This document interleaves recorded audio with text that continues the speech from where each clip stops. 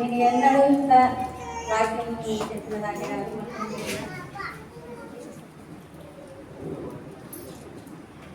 ప్రభు సన్నిధిలో నిలబడి దేవుని మాట చెప్తూ దేవునికి వేలాది వేల వందనము చెల్లిస్తున్నాను. సంయమించిన సంఘ కాపరికి నా హృదయపూర్వక వదనాలు, సంఘమంతటి కూడా నా హృదయపూర్వక వదనాలు చెల్లిస్తున్నాను. 4వ మాట ఏంటంటే, దేవుడు అప్పగింపబడిన తర్వాత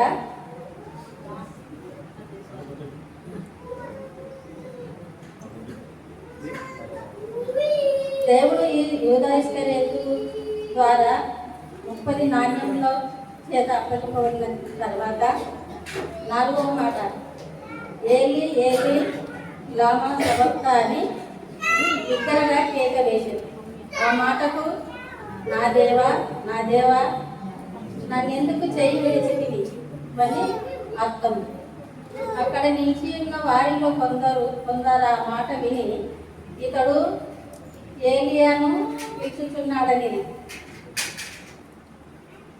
చిన్న ప్రార్థన చేసి,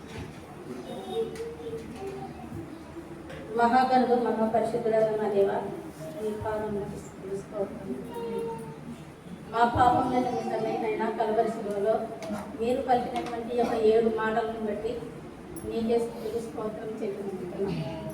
ఏ యోగ్యత నేను నన్ను ప్రభావ నీ సన్నిధిలో నిలవబెట్టి ఈ యొక్క 4వ మాట చెప్పడం నేను ఎదురు చూపినందుకే స్తోత్రం చెల్లించుకుంటున్నాం. నేను కాదు ప్రభావ, నీ యొక్క ఆత్మకు నన్ను మీ ప్రభావ నీ యొక్క నా నోటి ద్వారా మీరు మాట్లాడమని ప్రార్థిస్తున్నాను. సహాయం చేయండి మేలుకోవడమని యేసు పరిశుద్ధ నామమున అడుగుతున్నాము తండ్రి, ఆమేన్. ఏలి ఏలి లామా సబక్తా అని బిగ్గరగా కేక వేసెను. ఆ మాటకు నా దేవా నా దేవా నన్నెందుకు చేయి విడిచితివని అర్థము.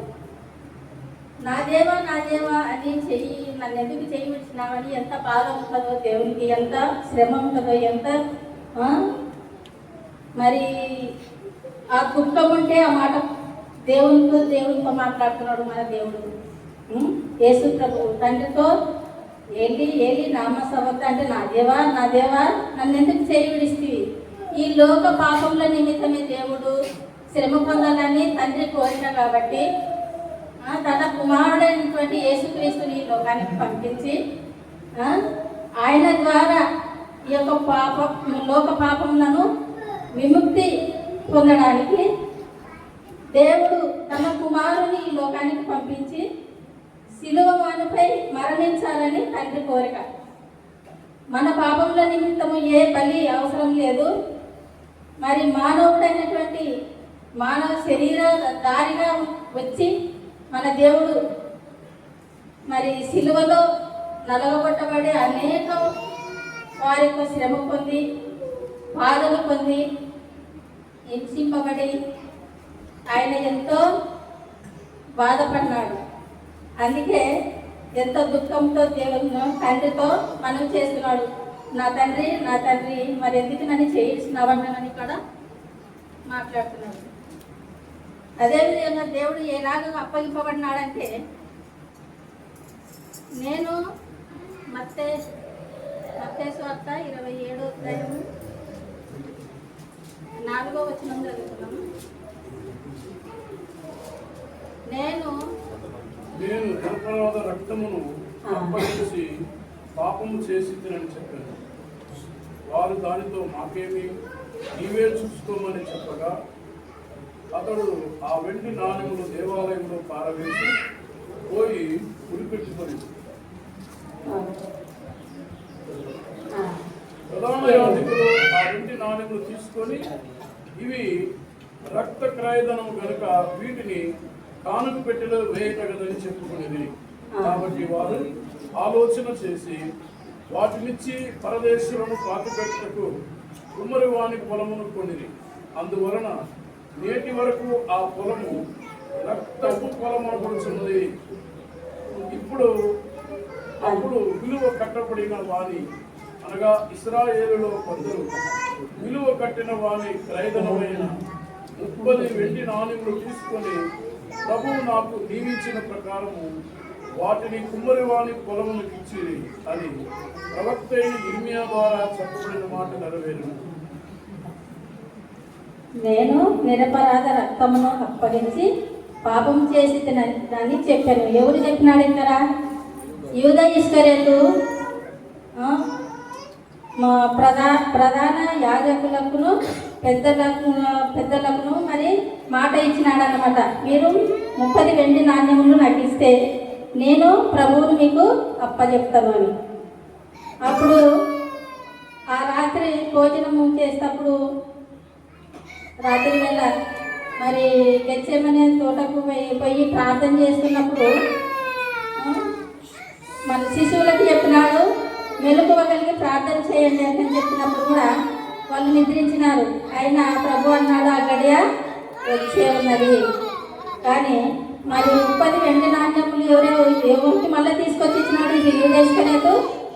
మళ్ళా ప్రధాన యాజకుల యొద్దకును పెద్దల యొద్దకును తెచ్చి నేను నిరపరాధ రక్తమును అప్పగించి పాపం చేసినని ఒప్పుకున్నాడు.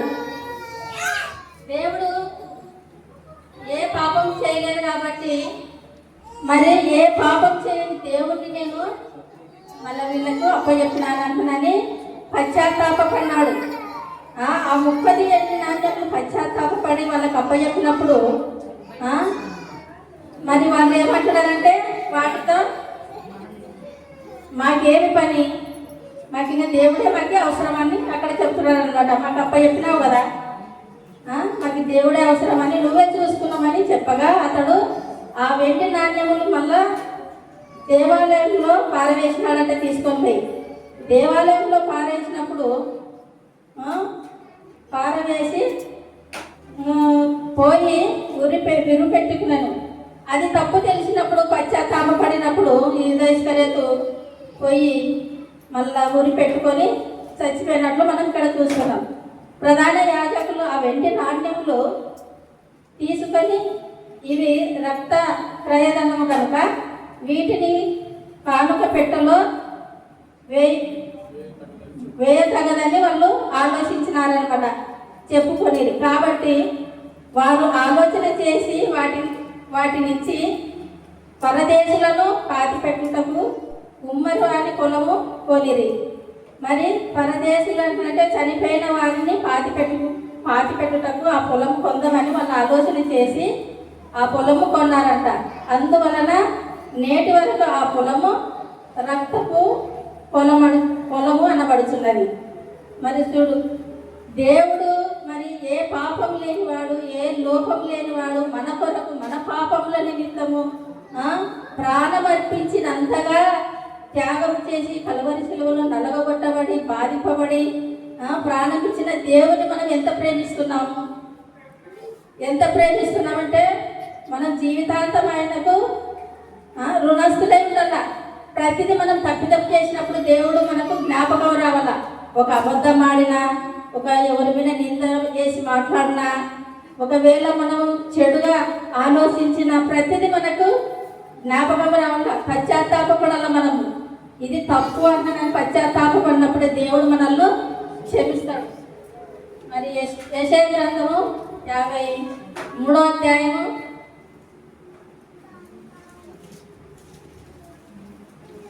5వ వచనం చదువుకున్నాము. 5 నుండి 7 వరకు చదువుకున్నాము. మన అతిక్రమములను బట్టి అతడు గాయపరచబడెను, మన దోషములను బట్టి నలగొట్టబడెను, మన సమాధానార్థమైన శిక్ష అతని మీద పడెను, అతడు పొందిన దెబ్బల చేత మనకు స్వస్థత కలుగుతున్నది. మనమందరము గొర్రెల వలె త్రోవ తప్పిపోతివి, మనలో ప్రతివాడును తనకిష్టమైన త్రోవలో తొలగెను. యెహోవా మన యందు దోషము అతని మీద మోపెను, అతడు దౌర్జన్యము నొందెను, బాధింపబడినను అతడు నోరు తెరవలేదు. వదకు తేబడు గొర్రె పిల్లయు బొచ్చు కత్తిరించు వాని ఎదుట గొర్రెయు మౌనముగా ఉండునట్లు అతడు నోరు తెరవలేదు. మన అతిక్రమము క్రియలను బట్టి అతడు గాయపరచబడెను, మన దోషములను బట్టి నలుగగొట్టబడెను. మన సమాధాన సమానార్థమైన శిక్ష అతని మీద పడింది. మరి దేవుడు మనం చేసిన అతిక్రమముల కొరకు, మనం చేసిన దోషముల కొరకు సమాధానార్థమైన శిక్ష దేవుని మీద పడింది. మరి దేవుని మీద పడినప్పుడు మనం ఎలాగ జీవించాలా ఈ లోకంలో? మరి ఎవరైనా మన కోసము శిక్ష పడగలరా? మనం ఏదైనా అంటే బాధ, మనం ఏదైనా అంటే మనము ఓర్చుకునగలరా? దేవుడు మన పాపముల నిమిత్తము, అతిక్రమముల నిమిత్తము, దోషముల నిమిత్తము ఆయన సమాధానార్థమైన శిక్ష ఆయన వినబడింది. అతడు పొందిన దెబ్బల చేత మనకు స్వస్థత కలుగుతుందట. మరి ఆయన పొందిన ప్రతి గాయం మనకు ఆయన సన్నిధిలో మనం ఎప్పుడైతే మొరపెడుతున్నామో ఆయన స్వస్థత మనకు ఇచ్చే దేవుడు. మనమందరము గొర్రెల వలె త్రోవ తప్పిపోతుంది. నిజంగా దేవుడు చనిపోయిన తర్వాత అక్కడ ఉన్న వారందరూ ఈయన పరిశుద్ధుడు కాబట్టి, దేవుని కుమారుడు కాబట్టి, నిజమైన దేవుడు అన్నని తెలుసుకొని మరి 12 మంది శిశువులు మరి ప్రపంచం అంతటికి పోయినారు, త్రోవ తప్పిపోయినారు. ఈ ప్రపంచంలో మరి ఆయన శిశువులు దేవుడు ఆయనకి చెప్పినట్టు వాక్యము విత్తనాన్ని ఈ లోకానికి విత్తనాలు కాబట్టి ఈ దినము మనము దేవుని వాక్యము తెలుసుకొనగలిగినాం. లేకపోతే మనకి దేవుని వాక్యం తెలియదు, మనమే ఎక్కడ నశించిపోతుంటామో మరి తెలియదు. కానీ ఇప్పుడు ఆ 12 మంది శిశువుల ద్వారానే మనకి వాక్యము ప్రకటింపబడింది కనుకనే మనము ఇప్పుడు దేవుని తెలుసుకొనగలిగినాము. ఈ యొక్క జీవ మార్గము మనకు దేవుడు మనకు చూపించినాడు కాబట్టి మనం ఆయన మార్గంలో నడచాలని చెప్తున్నాడు. అతడు త్రోవ తప్పితిని, మనలో ప్రతి వాడును తనకి ఇష్టమైన త్రోవకు తొలిగెను. యెహోవా మన యందు దోషము అతని మీద మోపెను. అతడు దౌర్జన్యమునందెను బాధింపబడినను అతడు నోరు తెరవలేదు. వదకు తేబడిన గొర్రె పిల్లయు బొచ్చు కత్తరించు వాని ఎదుట గొర్రెయు మౌనముగా ఉన్నట్లు అతడు నోరు తెరవలేదు. ఇంత తగ్గించుకొని దేవుడు బొచ్చు గొర్రె పిల్ల అయితే ఎప్పుడు బొట్టు కత్తిరించుకుని వాని దగ్గర ఎంతైతే మౌనముగా ఉంటుందో అట్లా దేవుడు తగ్గించుకున్నాడు, తన్ను తానే తగ్గించుకున్నాడు.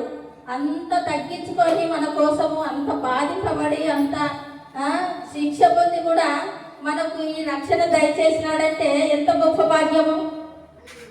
చాలా మంచి మంచి భాగ్యం అనమాట. ఎవరికి లేదు ఈ భాగ్యము. 10వ వచనం చదువుకున్నాము. అతని నలుగగొట్టుటకు యెహోవాకు ఇష్టమాయను, ఆయన అతనికి వ్యాధి కలుగజేసెను. అతడు తన్ను తానే పాప పరిహారార్థ బలి చేయగా అతని సంతానము చూచును. అతడు దీర్ఘాయుష్మంతుడగును, యెహోవా ఉద్దేశము అతని వలన సఫలమగును. చూడు మరి అతని నలగొట్టకు యెహోవాకు దేవునికి తండ్రికి ఇష్టమైంది కనుకనే దేవుడు తండ్రి ఆజ్ఞను నెరవేర్చుటకు నలగొట్టబడ్డాడు.